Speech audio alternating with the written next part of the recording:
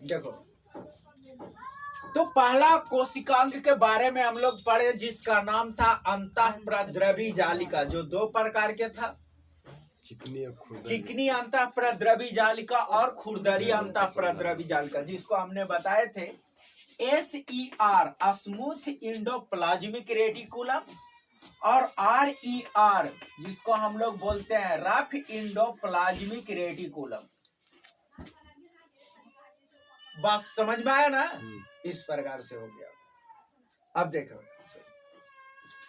तो राइबोसोम जो है वो क्या होता है, अब हम लोग दूसरा देखेंगे। तो ये इसके बारे में हम लोग देख लिए है ना, याद रखना है। अब उसी में एक और कोशिकांग, ये सब कोशिका द्रव के अंदर पाया जाता है, समझ में आया ना?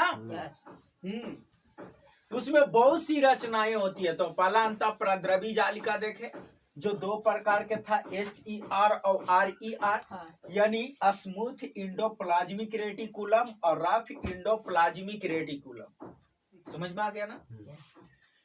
अब हम लोगों को देखना है राइबोसोम क्या होता है। राइबोसोम, ठीक है?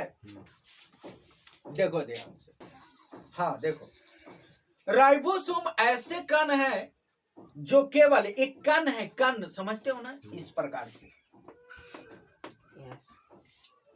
तो राइबोसोम है ना, जो ऐसे कण है, मतलब कहो कि इतना सूक्ष्म है को इलेक्ट्रॉन माइक्रोस्कोप से देखने पर ही ये दिखाई पड़ता है, ऐसे दिखाई नहीं पड़ता, ठीक है ना?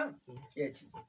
और ये जो है अंतःप्रद्रवी जालिका की झिल्ली पर जो सतह होता है ना, जैसे देखो ये अंतःप्रद्रवी जालिका है ना, इसी की सतह पर यह सटा हुआ रहता है इस प्रकार से।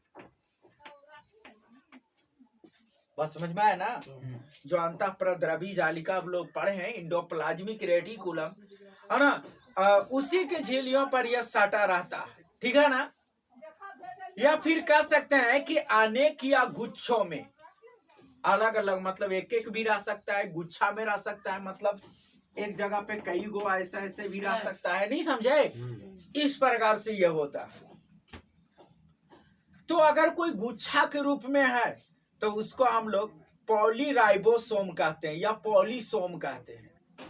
पॉली मतलब वो कहता है पॉलीगन ना पड़ेगा, वो बहुभुज, तो वो पॉली शब्द जुट गया तो समझ लो कि बहुत सा हो गया, है ना? ये चीज हो जाता है। इसका मेन काम क्या है बाबू? ये जो आप राइबोसोम देख रहे हैं कि राइबोसोम एक ऐसे कण बहुत सूक्ष्म होता है, एकदम ऐसा बताया गया कि एकदम इलेक्ट्रॉन माइक्रोस्कोप से देखेगा ना तबे जाकर के ये पता चलेगा। ये जो है ना, जैसे अभी हम लोग अंतःप्रद्रवी जालिका देखे, तो एगो तो स्मूथ था और एगो रफ था। तो एक ऐसी अंतःप्रद्रवी जालिका जिसके सतह पर कुछ कण जैसा दिखाई देता है, ऐसे ऐसे दाना दाना सा, और वही दाना जो दाना दाना सा है उसी को बोला जाता है क्या, है ना? राइबोसोम। हाँ, राइबोसोम बोला जाता है। इतनी बात समझ में आ गया? चलिए ये, लेकिन इसका कार्य भी देख लो। हाँ, तो अलग अलग भी हो सकता है और ग्रुप के रूप में भी रहता है, समूह में भी रहता है, ठीक है ना? ऐसी हो गया। कार्य क्या है ना? राइबोसोम में ही प्रोटीन का संश्लेषण होता है।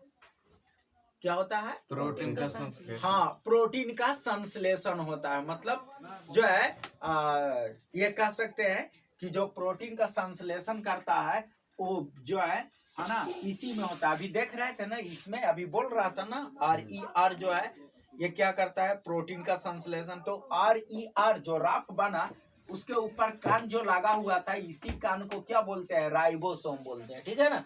तो ये जो है ये प्रोटीन का क्या करता है? संश्लेषण करता है। इतनी बात समझ में आया है ना? तो ये था राइबोसोम, ठीक है।